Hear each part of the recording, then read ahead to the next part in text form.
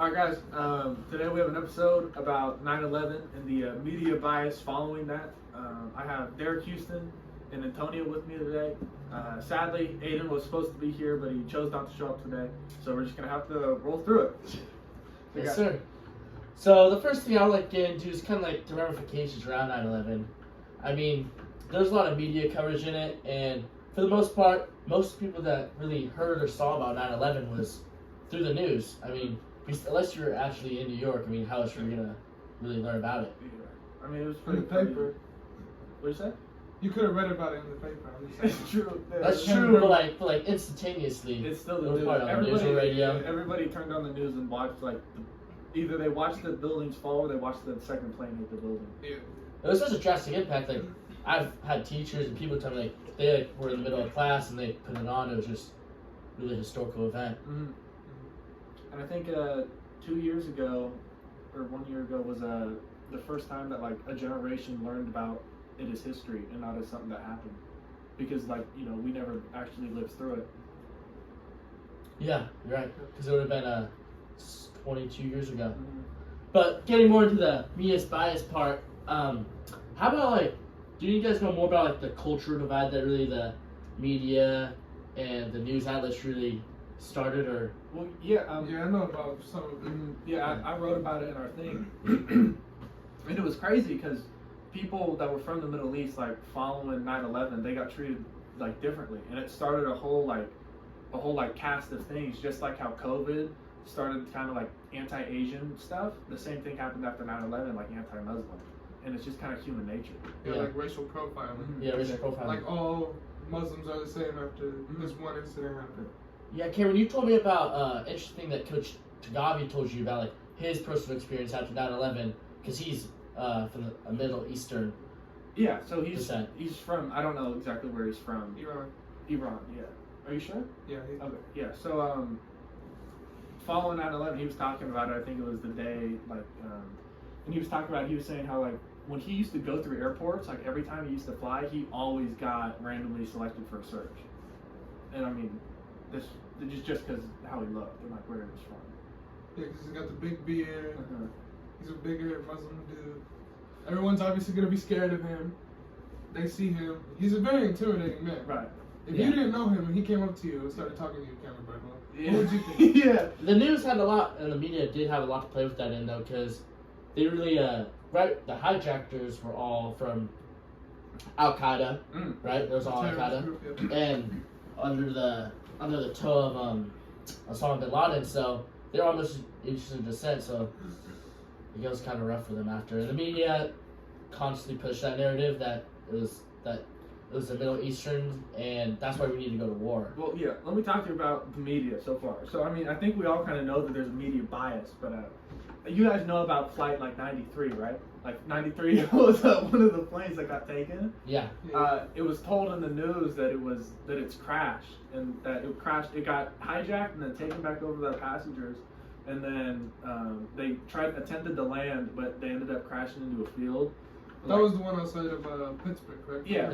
Yeah. And so I've kind of seen some stuff where it's like the photos and everything is that you see in the sky like a big black smoke, like something got hit, and then it like goes straight to the ground. Now that's not like a crash. That's like something got shot out of the air.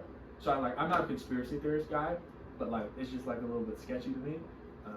And also the wreckage, it went for like 2 miles, and that means that it got hit and all went out that way. If something crashes into the ground, it's just gonna hit and go like that. You know, another thing I found interesting that the media hid was kind of the history of Al Qaeda and how it really like started. So a lot of people, they didn't really talk about the Gulf War, or when Desert Storm occurred. I think it was roughly 10 years before 9/11. So it had been building up for quite some time. And the media tried to seem like it was just a straight up hate crime to kind of influence the country to join the war, because Get behind the war cause. yeah, get behind the war cause. Because a lot of people ended up joining the fight. I mean, there's lots of guys, even NFL players like Pat Tillman, he joined the war because of 9/11. Yeah.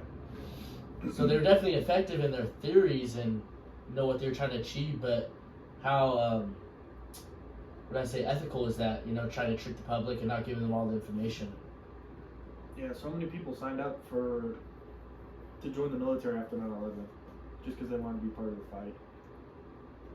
So Derek Houston, this is what I found when I was looking through stuff as well.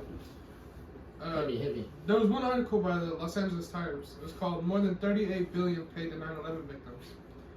But what they don't tell you is that the owner of the Twin Towers, the two buildings, he got paid 4.6 billion.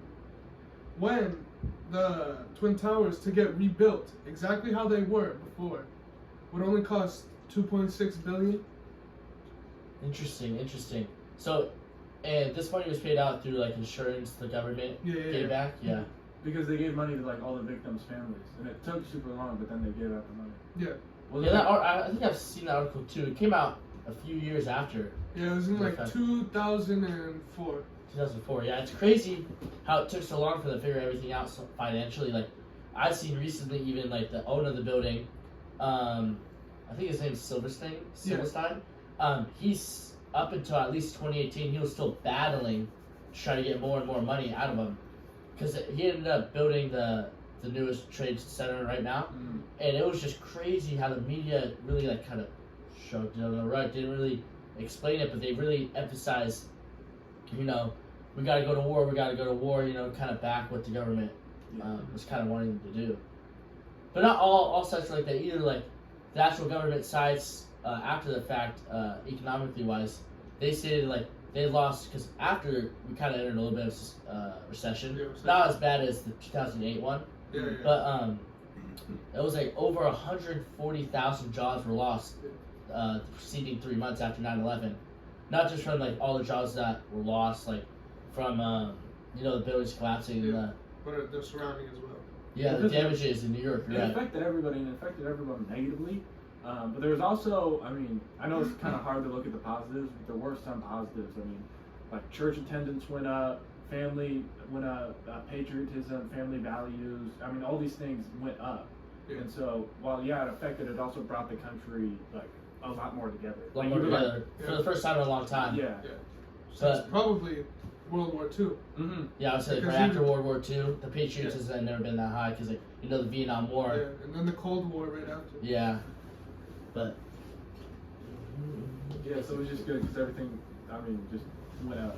So it's hard to look at the positives, but you have to see the positives. Yeah. I agree with that. Back to the negatives. The reason for a lot of the jobs being lost was because people were in terror and fear. You know what I mean? They were packing up their belongings, moving out of state. A lot of PTSD. Trying to go off together. A lot of people were getting really scared, like, when's the next attack coming? And the media, I think, kind of capitalized on this. It created more fear because everyone was nervous, like, what's next? We're going to war. Are they going to keep doing more terrorist attacks on us? So it's kind of a time of terror, I would say, right after. A lot of people were nervous. The media pushed a lot of, landmark cities, like Seattle, Washington was going to get hit because of the Space Needle. Yeah. And then New York again because of the Empire State Building. Yeah. And Washington, D.C. because of the state capital.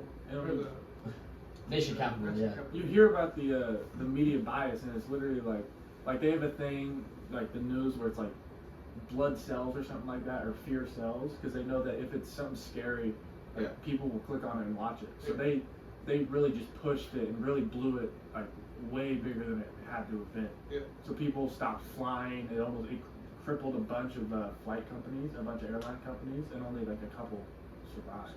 Yeah, like back to what we were talking about earlier, like the cultural divide. People started being more wary and being more, I would say, racist towards people of Middle and Eastern descent. The lives of those people also, due to the media, got a lot harder and harder. Like Mr. Tagabi was saying, or like you brought up Mr. Tagabi earlier, like his life got harder traveling. It was harder for him to travel. He was getting checked, all because of the color of his skin and his beliefs. Yeah.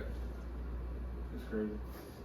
And even after 9/11, most people they were racist towards Middle Eastern people.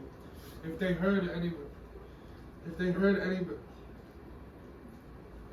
anybody speaking in their native language, and they could tell that it wasn't from America or Spanish, Spanish, French, the three most even if common it was ones. an Indian, an Indian person speaking their native language, people would still be racist to them and say, "Oh, go back to Afghanistan." Yeah. It was a big culture divide after that. No matter where you went, All over the country. Yeah. a lot of people feared for their lives.